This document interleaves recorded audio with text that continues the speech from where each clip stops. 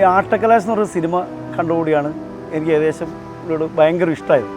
അതിലൊരു പാട്ട് സീനുണ്ട്. ആ പാട്ട് സീനോടുകൂടി പുള്ളിയോട് ഭയങ്കര ഇഷ്ടമായി. പിന്നെ അവിടെ നിന്ന് അങ്ങോട്ട് പുള്ളിയോട് ഒരു ഭയങ്കര എന്താ പറയാൻ പറ്റാത്തൊരു ഇഷ്ടമാണ് തോന്നി തുടങ്ങി. നമസ്കാരം, ഞാൻ സുരേഷ്, എറണാകുളം ജില്ലയിലെ കരിമോൾ സ്വദേശിയാണ്.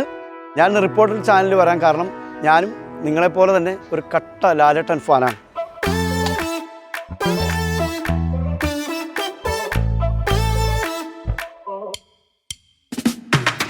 അപ്പോൾ ഞാൻ ആദ്യമായിട്ട് ലാലേട്ടനെ കാണുന്നത് പട്ടർവേഴ്സിൻ്റെ ലൊക്കേഷനിലാണ്. അത് നമ്മുടെ വീടിൻ്റെ അടുത്ത് ഇവിടെ ഷൂട്ടിംഗ് ഉണ്ടെന്ന് പറഞ്ഞിട്ട് ഇവിടെ നിന്ന് എല്ലാവരും പോവും. അപ്പോൾ ഞാനും പോകും. ഞാനൊക്കെ ചെറുതായിരുന്നു. അപ്പോൾ അങ്ങനെ പോയി കാണുന്ന സമയത്ത് ശരിക്കും പറഞ്ഞാൽ പുള്ളി നമ്മളെ ഒന്ന് ജനങ്ങളിൽ നിന്ന് അകറ്റാൻ വേണ്ടി നമ്മളെ കൈ പിടിച്ചൊന്ന് അകറ്റി നിർത്തിയിട്ടാണ് കണ്ടത് ആദ്യമായിട്ട്. പക്ഷേ എങ്കിലും അതൊരു വലിയൊരു അനുഭവമായിരുന്നു. നമ്മളെ പിടിച്ച് മാറി നിൽക്കുക എന്ന് പറഞ്ഞ് മാറ്റി നിർത്തി അതിലൂടെയാണ് കണ്ടത്. പക്ഷേ ഇഷ്ടം കൂടുതലല്ല, നമ്മളൊട്ടും കുറഞ്ഞിട്ടില്ല.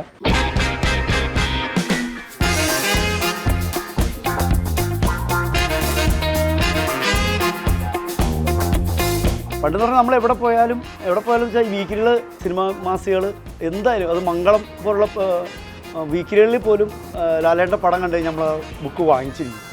അതിനുള്ളിൽ നമ്മൾ നോക്കാറില്ല, ആ പുറം കണ്ടാൽ നമ്മൾ വാങ്ങിക്കും. അതുപോലെ സിനിമാ വീക്കിലുകൾ ഒരു ഫോട്ടോ കണ്ടാൽ മതി, അപ്പോൾ ആ ബുക്ക് നമ്മൾ വാങ്ങിക്കും.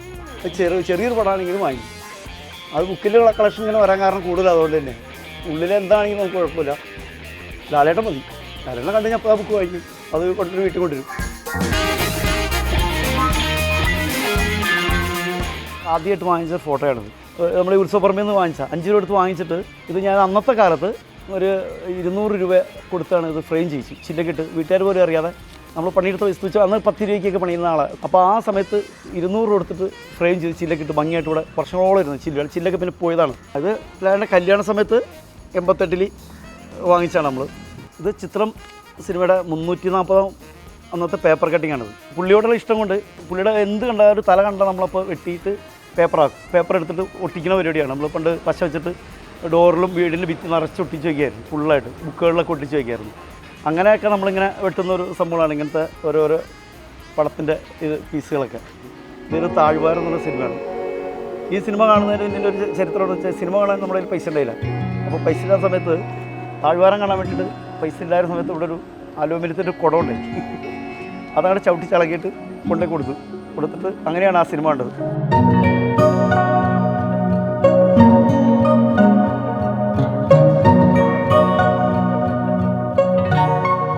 ഇത് ലാലേട്ടൻ്റെ ഷർട്ടാണ്. ഇത് രണ്ടും ഇത് ഞാൻ എൻ്റെ നിരന്തരമായുള്ള അഭ്യർത്ഥന കൊണ്ട് ലാലേട്ടൻ്റെ കോസ്റ്റ്യൂം എനിക്ക് തന്നതാണ്.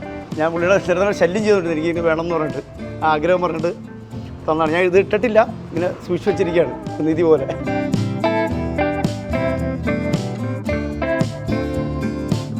കല്യാണം കഴിഞ്ഞപ്പോൾ നമ്മൾ കൂടുതലും സിനിമയുടെ വൈഫിനെ കൂട്ടിയാണ്. നമ്മൾ ആദ്യത്തെ ഷോ തന്നെ കാണും. അപ്പോൾ ആദ്യത്തെ ഷോ കാണുക എന്നുള്ളത് മെയിൻ ഒരു കാര്യം എന്ന് വെച്ചാൽ വൈഫിനെ കൂട്ടി പോകുന്ന പറഞ്ഞാൽ വൈഫിനെ കൂട്ടി പോകുന്നുള്ള സന്തോഷത്തേക്കാൾ കൂടുതൽ ആദ്യത്തെ ഷോ കാണുക എന്നുള്ളതാണ്. അപ്പോൾ വൈഫിനെ സിനിമ കാണിക്കുക എന്നുള്ളൊരു താല്പര്യമില്ല നമുക്ക്. ആദ്യത്തെ ഷോ നമുക്ക് കാണാൻ പറ്റും. പെണ്ണുങ്ങൾക്ക് എന്തായാലും ടിക്കറ്റ് കിട്ടുമല്ലോ. അപ്പോൾ എത്ര തിരക്കിലും വൈഫിനെ കൂട്ടി പോയാൽ ടിക്കറ്റ് കിട്ടും. ഈ സിനിമ കാണുക എന്നുള്ളതാണ് നമ്മുടെ മെയിൻ. ഞാനൊരു പുതിയ പടം വരയ്ക്കാനുള്ളൊരു പണിപ്പുരയിലാണ്. നിലവിൽ ഞാൻ ഒരു ആർട്ടിസ്റ്റല്ല, അപ്പോൾ വരയ്ക്കൽ പഠിച്ചിട്ടില്ല. പക്ഷെ നമ്മൾ ഈ ലാലേട്ടനോടുള്ളൊരു ഇഷ്ടം കൊണ്ട് കുറച്ച് ചെറുതായിട്ട് ചെറുപ്പം പോലെ അവിടെയൊക്കെ വരച്ച് നമ്മളവിടെ ചെറിയ സൈക്കിളിനൊക്കെ പെയിൻറ്റ് അടിക്കാൻ വേണ്ടി പെയിൻറ്റ് പഠിച്ചിട്ട് വര തുടങ്ങിയതാണ്. അപ്പോൾ നേരത്തെ ഒരു പടം വരച്ചിരുന്നു, സ്പിറ്റിൻ്റെ ഒരു പടം ഇവിടെ വരച്ചിരുന്നു. ഇപ്പോൾ ഞാൻ വേറൊരു പടം വരയ്ക്കാൻ വേണ്ടി സ്കെച്ചിട്ട് വെച്ചിരിക്കുകയാണ്. അത് വരയ്ക്കാൻ വേണ്ടിയിട്ടുള്ള ശ്രമത്തിലാണ് ഇപ്പോൾ.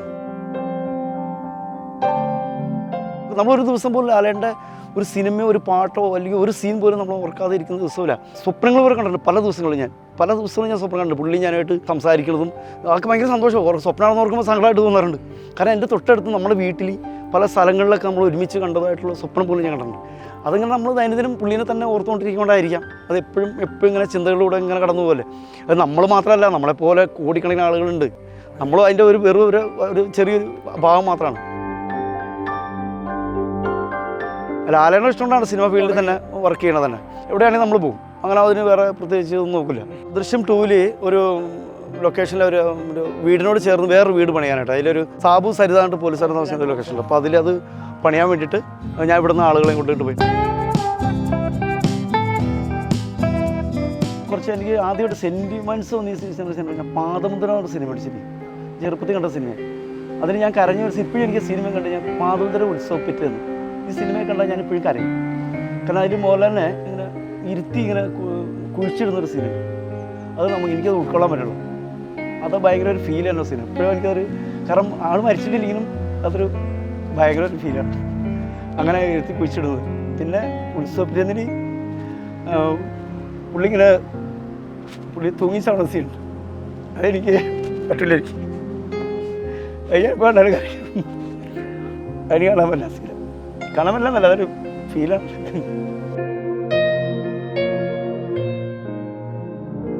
എന്നോടൊപ്പം വർക്ക് ചെയ്തിട്ടുള്ള ഒത്തിരി പ്രായമുള്ള 2 ചേട്ടന്മാരുണ്ട്. അപ്പോൾ അവരൊക്കെ ശരിക്കും പറഞ്ഞാൽ 1-2 പേര് മരിച്ചുപോയി. അപ്പോൾ ഞാൻ എപ്പോഴും ഓർക്കാറുണ്ട്, പല പല ഹിറ്റ് സിനിമകൾ ഞാൻ ഓർക്കാറുണ്ട്. അപ്പോൾ ആ ചേട്ടന്മാർക്കൊന്നും സിനിമ, കാരണം അത്ര ഇഷ്ടമുള്ളവരായിരുന്നു, എന്നെപ്പോലെ തന്നെ ഭയങ്കര ഇഷ്ടമുള്ള ആളുകളായിരുന്നു. അവർ മരിച്ചുപോയി. അപ്പോൾ അവർക്കൊന്നും ഈ ലാലേട്ടൻ്റെ പുതിയ സിനിമ കാണാൻ പറ്റിയില്ലോ എന്ന് ഞാൻ എപ്പോഴും ഓർക്കാറുണ്ട്, മിക്കപ്പോഴും. അതേപോലെ ഞാൻ എൻ്റെ അവസ്ഥയെക്കുറിച്ച് ഓർക്കാറുണ്ട്.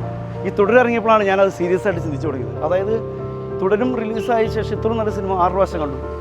ഈ സിനിമ ഇറങ്ങുന്നതിന് മുമ്പാണ് എങ്ങാനും ഞാൻ മരിച്ചു വരുന്നെങ്കിൽ, അപ്പോൾ ആ അവസ്ഥ എനിക്ക് ആലോചിക്കാൻ പോലും പറ്റില്ല. മരിച്ചിട്ട് ആലോചിക്കില്ല എങ്കിലും നമ്മളങ്ങനെ ചിന്തിക്കുമ്പോൾ നമുക്കൊരു ഭയങ്കര ഫീലാണ്. കാരണം നമ്മളെങ്ങനെ ഈ സിനിമ കണുത്ത നല്ല സിനിമ നമുക്ക് മിസ്സാവില്ലേ. അപ്പോൾ ലാലേട്ടൻ ജയിച്ചിരിക്കുമ്പോൾ ലാലേട്ടൻ സിനിമകൾ കാണാൻ പറ്റുക എന്നുള്ളത് വലിയ ഭാഗ്യമാണ്. അതിന് മുമ്പ് മരിച്ചു എങ്ങനെ പോയാൽ അത് നമുക്ക് ആരോഗ്യം, മരണത്തിൽ പോലും നമുക്ക് ശ്വാസം കിട്ടില്ല.